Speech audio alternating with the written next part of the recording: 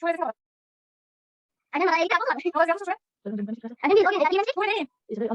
Annem bir evde ama bir geldi diye. Tamam, ben yapalım. Gidiyorum. Çabuk.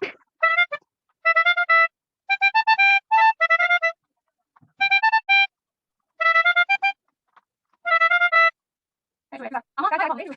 Evet, şimdi geliyorum. Hadi gelin şeyin bakalım şöyle onu tavana. Tamam, şuraya geliyorum. Burası mı? Hadi.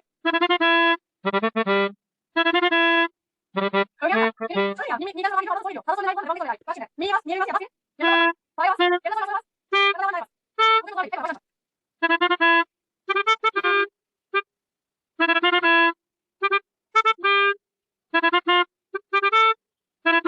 Evet, güzel. Aferin. Şimdi geliyorum. Aferin.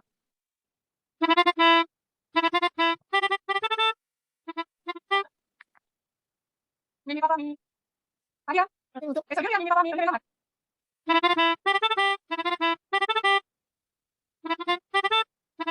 Güzel olacaksın. Eylül.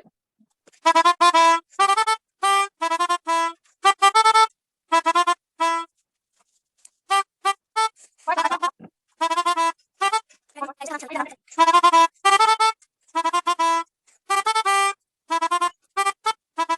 Güzel, gayet güzel. Peki bakayım hala size. Bunu sonra verirse. Başka. Esma çok yok. Tamam, güzel. Şimdi bakın biliyor musun?